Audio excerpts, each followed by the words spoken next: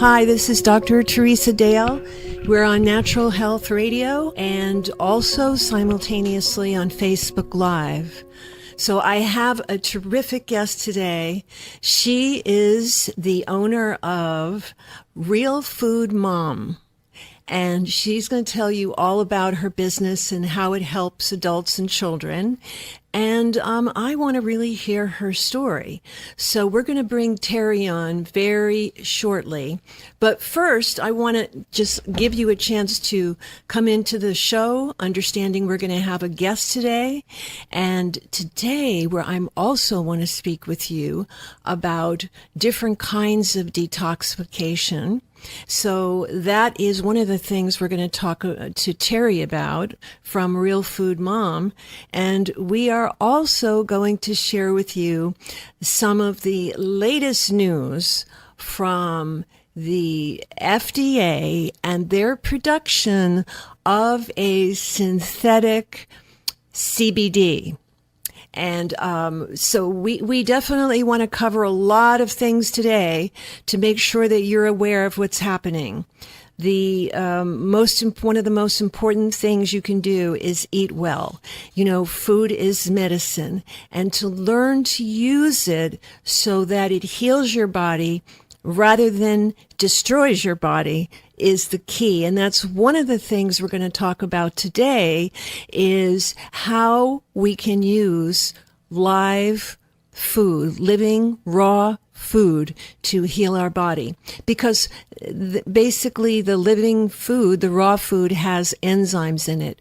Our body needs enzymes, you know, and that's what helps us heal and deal with different types of inflammation. So we're going to be talking about enzymes today as well. But right now, I'm going to introduce you to a very special person. She's the Real Food Mom herself, and her name is Terry. And I'm going to find out, I know Terry's last name. I'm trying to remember it, but she'll tell us when we're on the line. Okay, welcome, Terry. Thank you, Dr. Dale. It is such a pleasure to be here. I always love when I get a chance to speak with you. Thank you so much. So, what is your last name? My last name is Herning. It's Herning. See, I thought it was pronounced a little bit different, so I didn't want to mess it up. I thought I'd just ask. So I really want to find out about what you've done to help your child, how you started Real Food Mom, and about cleansing. So maybe we can start by my asking you what you do and why did you start doing it? Absolutely. And so what I do is I am studying to be a traditional naturopath. I am in the very end stages of an amazing program, and I have a practice here in Flagstaff, Arizona, and, you know, we kind of do it all. We get a lot of people who have been to a lot of physicians and practitioners, and their labs may come back in the quote-unquote normal ranges, but they're tired, or they have no energy, or their skin really could use some support. You know the story. It's the same story you probably have heard a million times yourself. And so we do, you know, when we first started Real Food Mom, my business partner and I, our focus was diet, and that lasted all of about a nanosecond, right? You know, when we started doing more muscle testing, detoxification, we do Zyto scans, we do a lot, mind-body work, a lot of mindfulness, tapping, EFT, things like that. But at the very core, there is a need for appropriate nutrition. Just like you mentioned, you have to be getting the good nutrients from your food to set a baseline and to really give your body a good foundation. Then we can work on supplementation education, right? Other education on detoxification, that's huge. And you asked how I got into this. about 11 years ago, my son, Matthew, was diagnosed with autism. And the person that I was 11 years ago is not the person that you know today, right? I was eating a very standard American diet. I probably was very toxic myself, and certainly that played a role in my son's autism development. There were a lot of factors that went into his autism diagnosis and a lot of factors that have gone into his autism recovery. Mm-hmm. And, you know, when I talk about autism recovery, one, I get a lot of people who say, what? You just said autism recovery. What does that mean? Yes, right? exactly. It means taking an individual and supporting the basic cellular health and wellness, whether that's through diet. I mean, it was a lot of these things for us. It was diet. It was supplementation. It was homeopaphy. It was a lot of detoxification. Right. And what age was he? A lot of elements brought together. But now Terry? My son is 15 and considered recovered. 15. This was a child. What age was he diagnosed with autism? We got a diagnosis a little bit on the later side. He was 4, almost 5 when he got a diagnosis. Right. And so then how many years after that did you start changing diet and working with homeopathy and natural medicine? We dove right in. By the time, he got a diagnosis, it was basically the only suggestion we were given in mainstream was to find an occupational therapist and a speech therapist. Right. And we had already started to delve into dietary intervention. We found a physician who was very knowledgeable in a lot of the biomedical underpinnings that go into an autism diagnosis. And so we jumped right in, and I describe it as like the layers of an onion. We had to really kind of peel back some things. We had to address a lot of gut dysbiosis in my son, like a lot of children on the autism spectrum. And I felt like we really had to get to a certain level of healing before we could go into other modalities. Now, you just mentioned gut dysbiosis. Many people who are listening right now don't have any idea what that is. So can you explain that, please? Absolutely, and neither did I when we started all of this. So gut dysbiosis is where the gut lining becomes compromised, and it can become compromised in a myriad of different ways, right? It could be the glyphosate in our food supply. It could be a round of antibiotics that wipes out your good gut bacteria that really populate your microbiome. It could then allow pathogenic organisms like yeast or bacteria, for example. They get into kind of a turf war over our gut, our gut microbiome. And really, for my son, he had very elevated levels of yeast and pathogenic bacteria like Clostridia.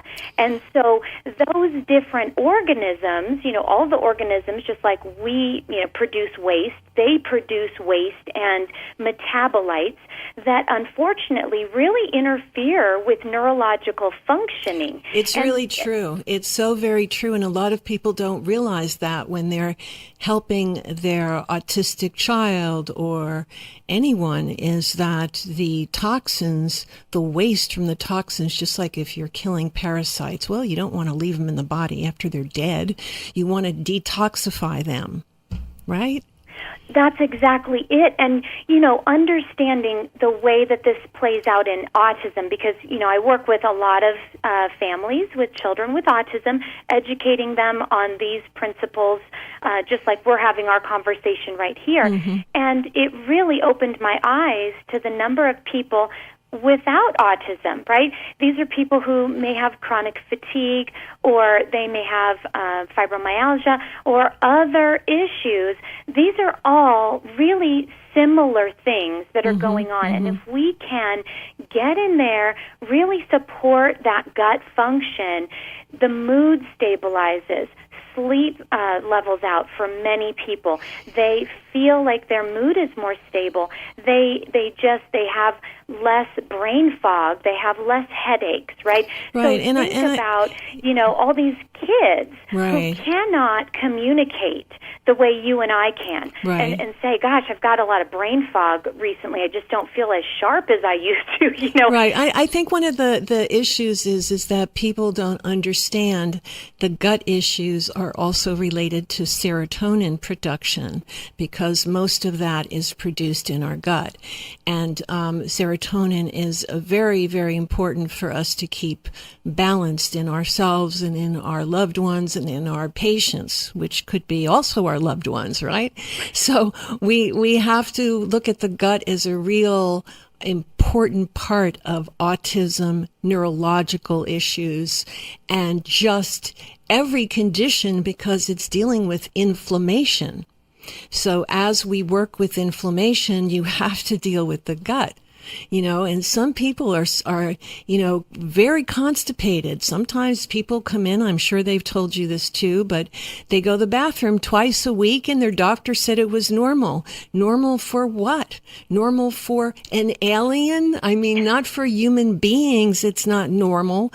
And so that is where people are getting that it's okay to have 2 bowel movements a week or 3 bowel movements a week, because doctors tell them it's just the way that your body works. Well, that it works that way right now, but it will change in 24 hours if you start doing different things, eating different foods, drinking more water.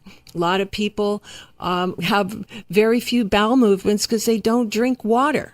They think drinking orange juice or V8 juice or Coca-Cola, that's all considered fluids.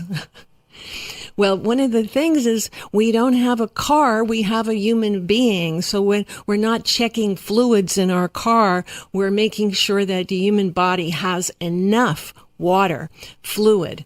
So I'm sure you have that as well when you talk to many people. And what about your son when he was very young? Did he drink water, or was that kind of challenging to get him to do?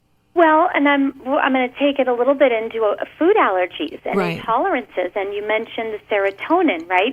We get a lot of our serotonin from our gut, and for some of these children, my son included, he was addicted to foods like wheat and dairy, and he was also intolerant to those foods. So what do I mean about addiction, right? So gluten has a protein structure called gluteomorphine, and dairy has casomorphine, and those proteins, when you have a gut like my son's, who has a high level of gut dysbiosis, that gut lining doesn't have the integrity that it was meant to have, right, because of some of these pathogens in there. And those proteins are able to infiltrate into the bloodstream, and then the immune system really kind of has to get involved. But another problem is that those proteins sit on our opiate receptors in our brain, right? So I literally had a 2-3-year-old who was addicted to milk. Right. He would rather carry a sippy cup of milk around and drink that than eat real foods. And so we had to pull those out of his diet, and that was a process. But once we got him away from the dairy, we only drink water. We don't do sodas. We don't do juices. It has always been just water. And so from that standpoint, but chronic constipation was something that I had to address in him for sure. And interestingly enough, he's recovered now, but he's full-blown going through puberty. Wow. And what I'm noticing Another is that challenge. his magnesium needs are much higher now that he's going through puberty. And we're starting to see a little bit, if we don't stay on some really good magnesium-rich foods and some magnesium supplements in his normal routine, that he is kind of moving into some of that constipation. And it directly correlates to his mood, his willingness to, do stuff around the house. I mean, I told you he's a teenager, so so some of that just comes with the territory. But, when people don't think, our gut has anything to do with our mood or our outlook on life and how we see things, I would debate that subject all day long. I know.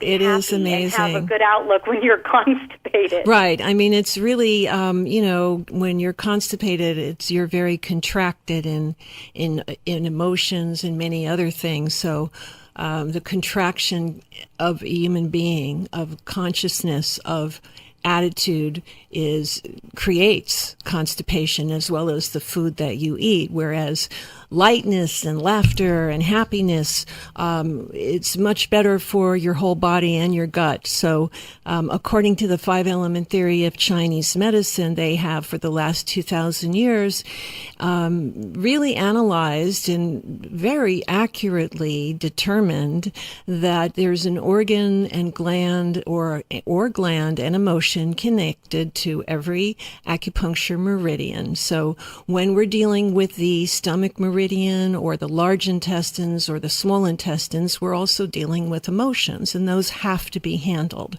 Otherwise, it's not going to be thorough. So, for example, for your large intestines, you've got the emotion stuck.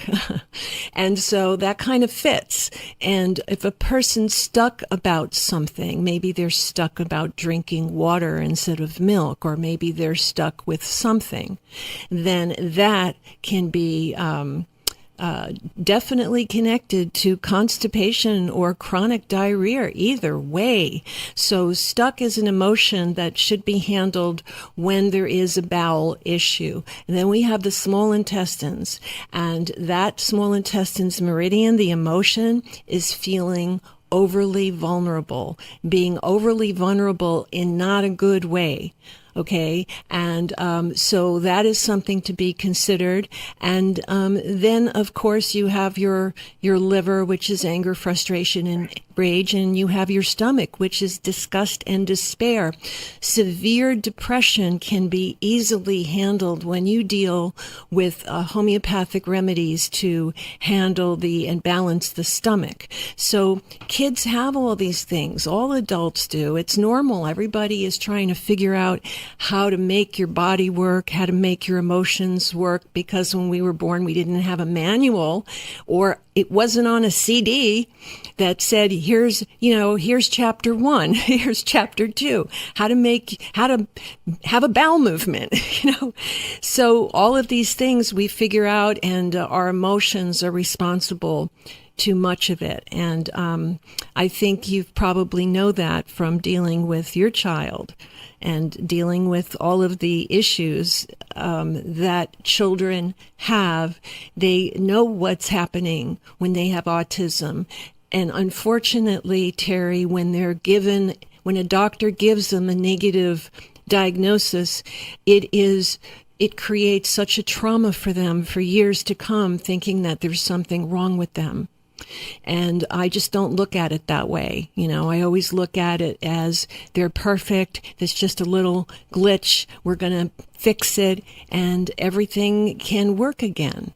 So, but unfortunately, traditional medicine isn't much like that. Do you find that as well? I do, and you brought up a really important point, because when I work with parents, an autism diagnosis is not just the diagnosis for the individual, right? It's a whole family diagnosis, including siblings, unaffected siblings that are a part of the family as well.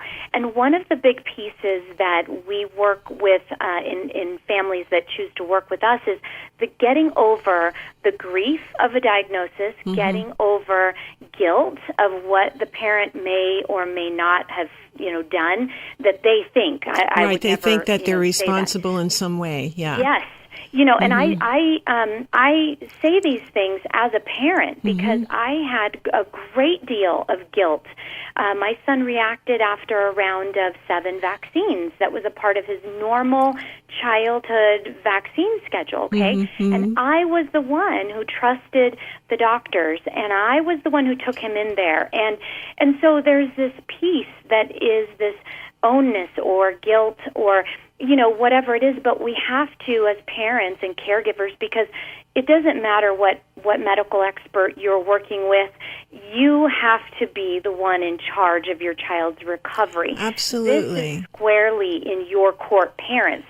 And I say that not as a burden. I say that as an amazing piece of empowerment, right? Right. And, the whole thing is when parents have come to me with their children and with a diagnosis, it's like they're so upset. It's almost like they chose the wrong team, that they believe what their doctor says rather than what their son feels. They're on the wrong team. And I would say this to parents: be on the right team, be on your child's team, and use natural medicine. And if they've been vaccinated and you feel this is a cause, which it is a lot of the time, then you can detoxify that with homeopathic medicine. And so detoxify with homeopathic medicine, and there's so many different things you can do with food and all these things that Terry is talking about. But I would say, and one thing parents, I see that happening is I have a child that came into me. The doctor told him at 9 years old that he had a brain tumor and he was going to die. That doctor should be locked up. You don't talk to human beings that way. And so the parents were thinking that all of this was going to happen instead of listening to their son who said he was going to get well. So you got to choose the right team. That's really important. Well, and you also mentioned something that I wholeheartedly agree with. You have to intend and you have to envision your child the way you know that they can be, right? If we sit here and we see what's in front of us, does that allow us to move past what is our reality today into what is our reality in the future?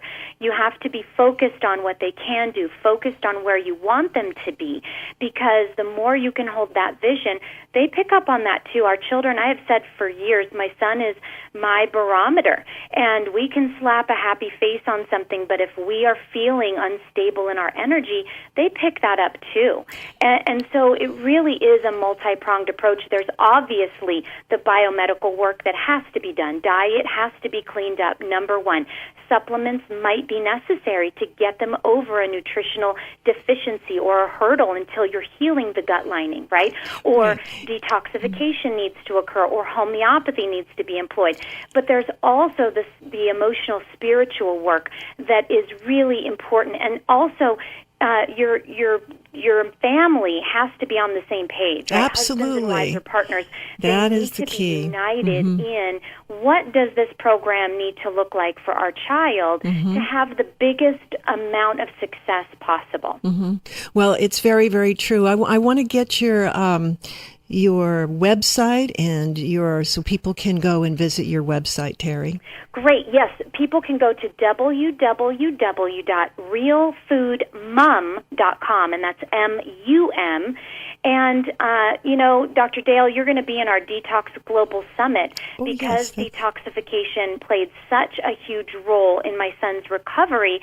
I would also encourage people to sign up for our free summit where they can hear your presentation and lots of other experts in the field of detoxification. And that website is www.detoxglobalsummit.com. Great. That's wonderful. Thank you. And Terry, get back to me as a reminder of when I'm going to be interviewed for that. Absolutely. All right. Well, thank you so very much. Everybody go to Terry's website, check it out, and come to attend the Global Detox Summit. I think you're going to get a lot of answers for questions that perhaps you are getting answers that require meds or surgery or anything and you don't feel quite good about it.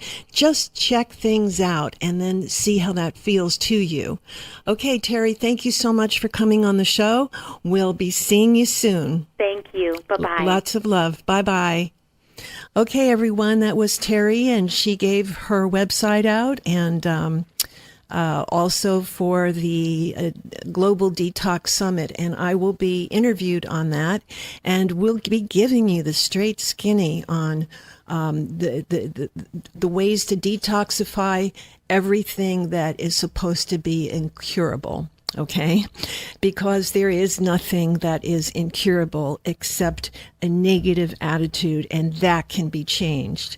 So a lot of people who have issues are looking for, they're looking for help. They're looking for someone to reach out to them to share a way to help their particular issue. You're going to come on Global Detox Summit, and we're going to talk about it, and I'm going to be interviewed, and I'm going to cover everything. So I look forward to that, and also to your learning whatever you need. Now, you can ask me any question here. You can just type it out in Facebook.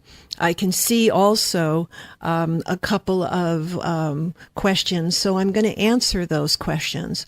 One of the things about detoxification that is so very important is for a specific condition, there are different detoxes. So one detox doesn't always fit all conditions. A lot of people are not aware of that. And I'm going to give you a simple tip, okay? So one is, if you have a toxic body or just want to detoxify, and you also have had problems with your gallbladder, you still have your gallbladder, maybe you have pain in the gallbladder area, you've had gallstones in the past, but you still have your gallbladder, or you have kidney stones, or you've had kidney stones. There is one detox that is for stones and for detoxifying all of your organs. And one of the things this cleanse does is it assists the body in dissolving the stones, and it's called the Whole Body Deep Cleanse. Whole Body Deep Cleanse. That's on my website at drdaleswellnessstore.com, and that is a 13-day cleanse for gallbladder, kidney, the whole body, liver, blood, pulls the poisons out of the blood, and make sure that it comes out of the colon. Okay, so we want to make sure that you understand there's two different kinds of cleanses. One is the whole body deep cleanse for the things we just talked about.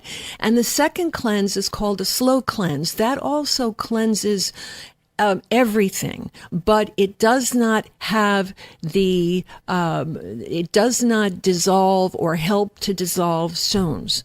Okay, that's the only difference between the two. The slow cleanse is 30 days. The whole body deep cleanse is 13 days. And these cleanses are organic herbs, non-GMO, gluten-free, veggie caps, no magnesium stearate, no stearic acid, no coloring. It is 100% clean and organic. And you know, if you're a human being, which everybody on here is, you need to cleanse. So maybe once or twice a year, you do a cleanse for your body. In general, if you have a specific health issue like gallstones, kidney stones, a lot of liver issues, you can do that whole body deep cleanse. Some people actually have emailed me and said to me that they had rheumatoid arthritis, they had stones, they had this, they had a circulation problem, they had ulcers in their body, and they did 6 cleanses. And they sent me an email. Can I do another one? Is 6 too many? I don't know this person. Okay, this was just someone who went on my website, bought the 13-day cleanse. It worked. They kept doing it, waiting 2 weeks between each one until they handled all of their health problems. And I told her, I said, I have never recommended 6 cleanses in a row to a person, waiting 2 weeks between. I've never done that, because I do other things along with the cleanse.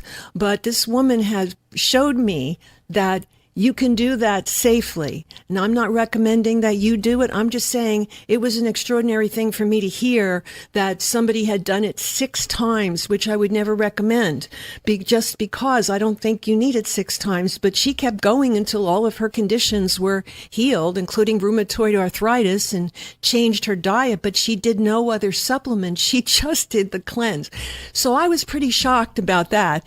And that cleanse is for gallstones, kidney stones, as well as cleaning out the liver, the gallbladder, the kidneys, pulling the poisons out of the blood, as well as empowering and strengthening your immune system and detoxifying your colon. It is awesome. I've been doing these cleanses for a very long time.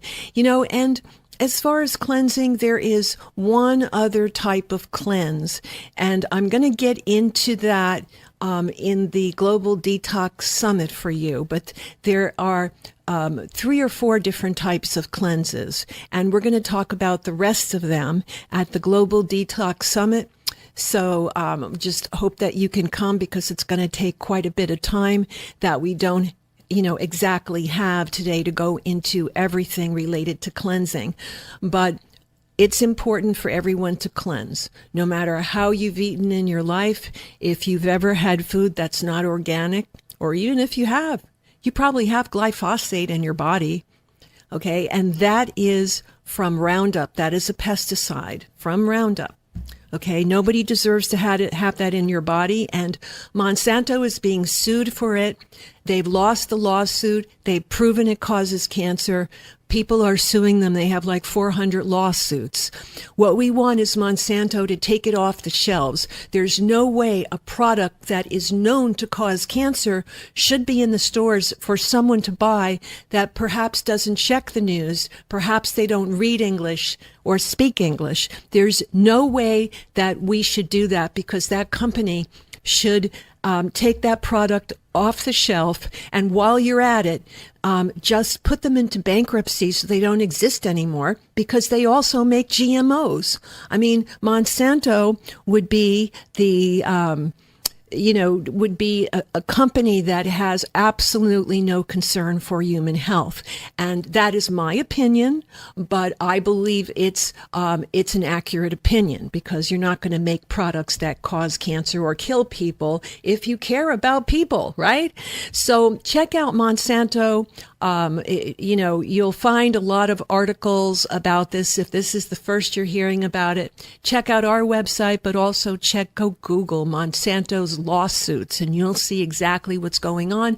But this company also makes GMOs, and GMOs have the glyphosate in it.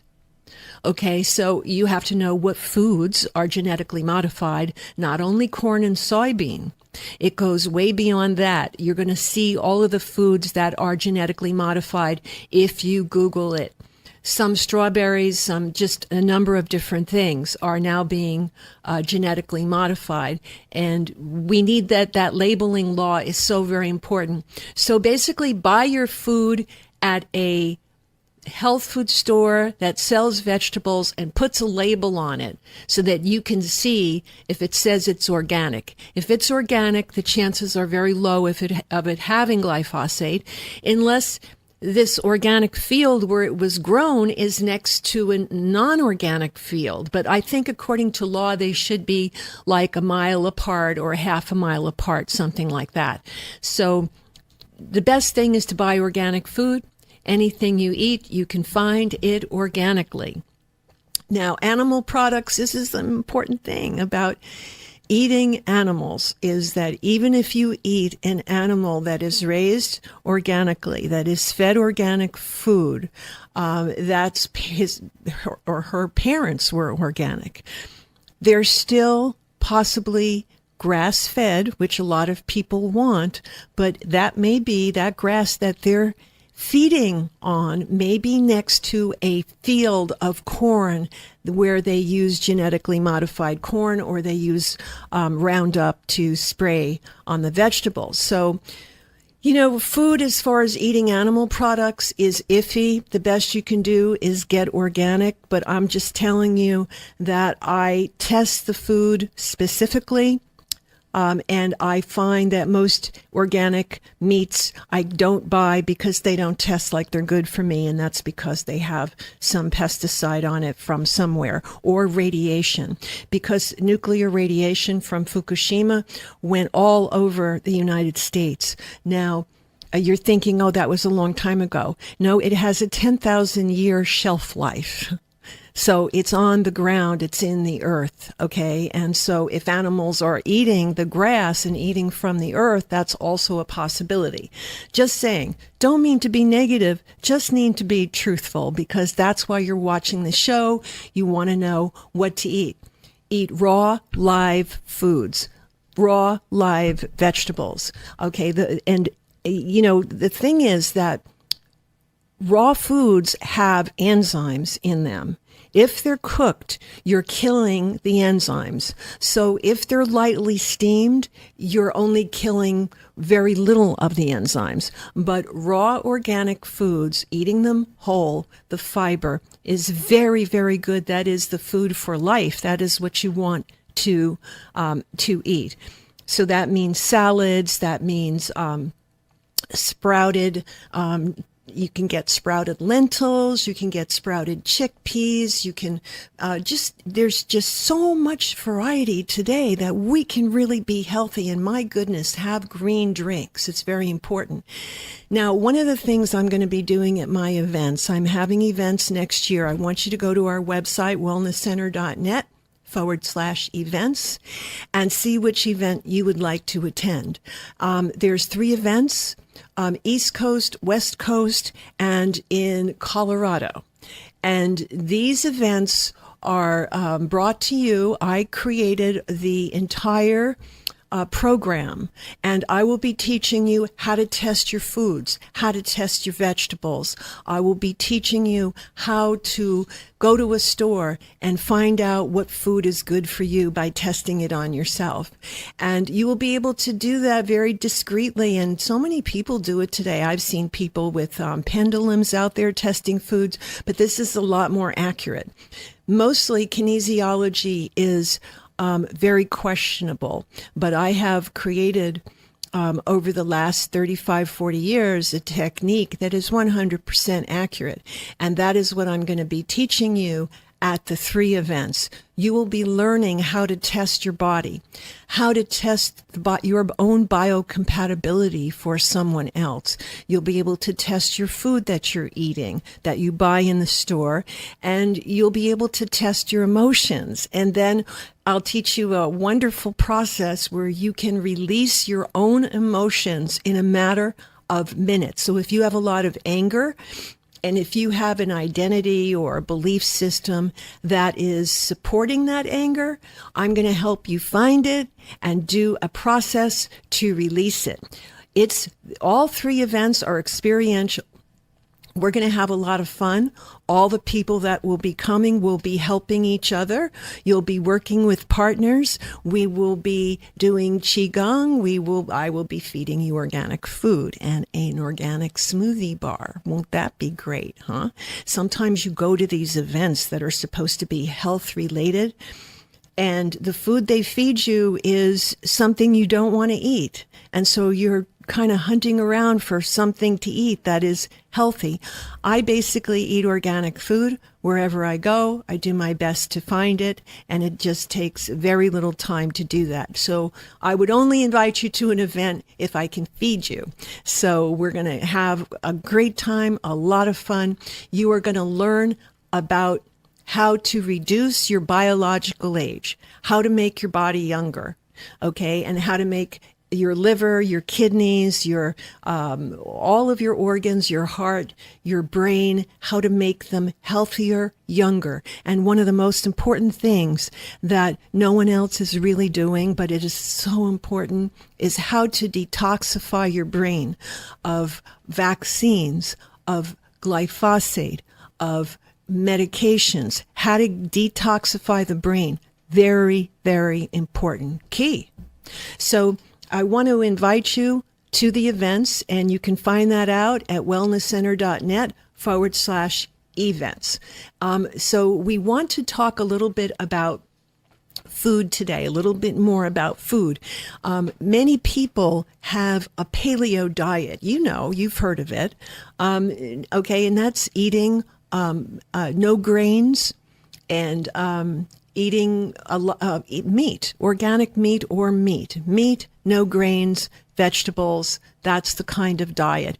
And what I have to say about that is I don't particularly like grains in general, but I do like quinoa. And so I've tested grains. And for my body, your body might be different. My body likes quinoa, and I eat very little animal product and tons of vegetables, fresh, organic, and tons of fruit. And there are certain fruits that are good for me, just like there are certain fruits that are good for you, and there's certain fruits that are not so good. And that can change in a month. I mean, you can change. You can eat too much of one thing, and all of a sudden you don't test for it anymore. So we have 10 minutes left. Thank you. So I think one of the things we need to do is find the diet that's best for us. So the diet that's best for your friend or me may not be the diet that's best for you. What if you can have a tool to be able to know and test everything, so that you eat what's good for you? You create your own dietary program and eat what's good for you. So one of the things that's important is eating seeds and nuts. Certain kind of nuts are better than others for most people. But, now they're taking cashews and they're making cashew cheese. So it's fermented. And cashew cheese, where people can have, they react to cashews, they have belching, or there's some kind of reaction. Well, if you eat cashew cheese that's fermented, there's no reaction because it's live and because it's raw and because it has very good bacteria in it that is amazing for your body. So it's very healthy. In the few minutes we have left, I do want to go over a couple of things. So many times people ask me on this show, how can they learn to be a traditional naturopath or a certified clinical nutritionist or a homeopathic medical practitioner? Or perhaps they want to be an herbalist. Or a holistic health practitioner doing neurophysical reprogramming, which is working very deeply on the emotions and going into the DNA and releasing genetic predispositions for disease. That's the holistic health practitioner training. So I'm going to tell you something that's very important. The California College of Natural Medicine, we have been state approved and state licensed since 1994.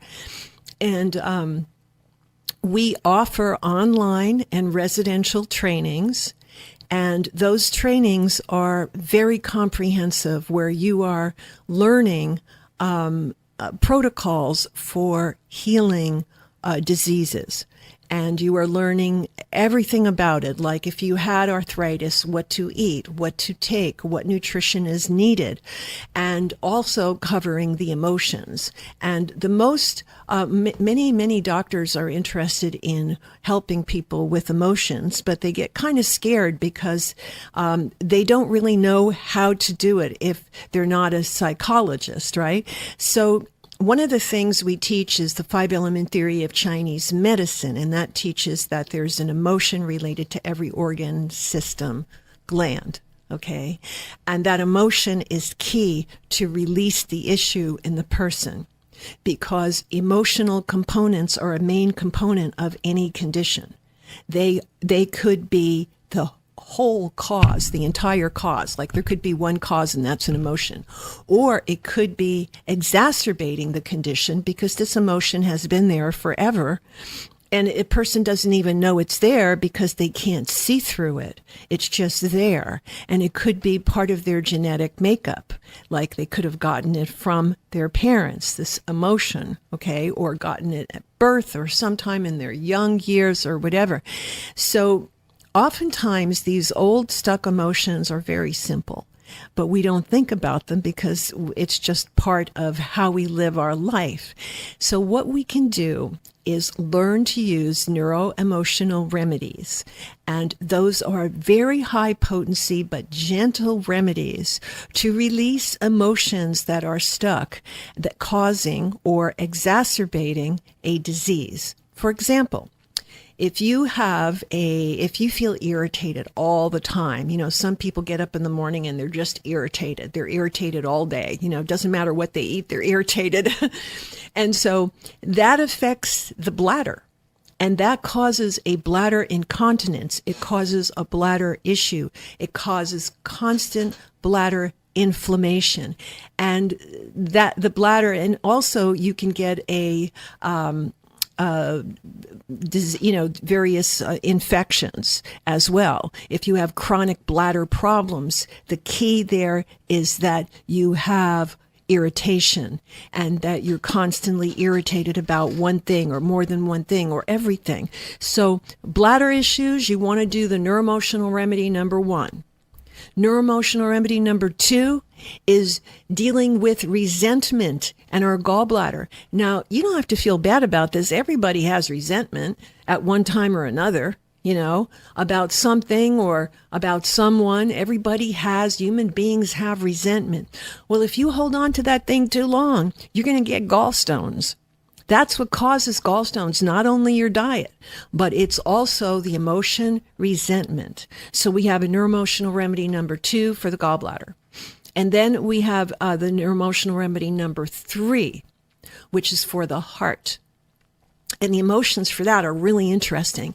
So the heart meridian, the emotions, ready, are related to shock, trauma, overwhelm. Okay, and also guilt. I have found a lot of guilt when there is a heart issue of any kind. So your physical heart, will have issues, if you have any of these emotions on a chronic basis. Could be anything, right? So we need to look at that. And then the 4th remedy is the kidneys. Neuroemotional remedy number 4 is for kidneys, and that is fear. Fear, and a lot of people have fear. I'm not talking about a fear of something like walking out into the street and getting killed, like you're trying to tell your children not to do that. That's not what I'm talking about. I'm talking about having a chronic fear, and it's usually about love, or it's about being harmed, or there's maybe some paranoia in there which affects the thyroid. So we want to understand that fear can help you by, there's some things just to be cautious about in life, right? There's some things you don't do, like if you're in New York City, you don't cross the street when the cars are going. So you would have to understand that is something you could be afraid of doing, right? But I'm not talking about that. I'm talking about fear of emotional things, fear of disease, fear of death. I'm talking about so many fear of relationships, fear of love, fear of loss. Fear of being taken advantage of. There's so many types of fear. And this remedy is remarkable for helping people with kidney issues. So in other words, if you have any kidney issues, if you have kidney cysts, if you have kidney stones, kidney malfunction in one way or another, you want to look at that remedy. That's very important. Now we're only going to have about a minute and a half or less left. So I want to get into the last remedy very quickly. There's 13 of them, but we can only go to 5 today. And 5 is your large intestines, your colon. And that is related to being stuck about something in your life. Maybe it's for years. Usually these things affect you, not if you're stuck for 10 minutes, but if you're stuck for your life. So we want to look at the ability to clean our colon out and use the neuroemotional remedy Deuteronomy number 5. It's good for infants, children. It's good for adults. It doesn't matter the age. It just matters the dosage, and the dosage is on the bottle. So we want to help you get to a place where you're healthy emotionally, and that you're yourself, and you love being yourself, and you love sharing with people. And that is one of the joys of doing this show. I'm going to be expanding my radio presence, and I just want to share with you that you can email me any question you have. And my email is 88teresa@gmail.com. Email me any question, and I'll give you the answer on the next show. Thank you so very much. Many blessings. Go to wellnesscenter.net. Let me know how you like the show, what you want to hear me talk about. It's my pleasure and honor to be here with you today. Many blessings. And I hope you voted, too. All right. Take care. Bye.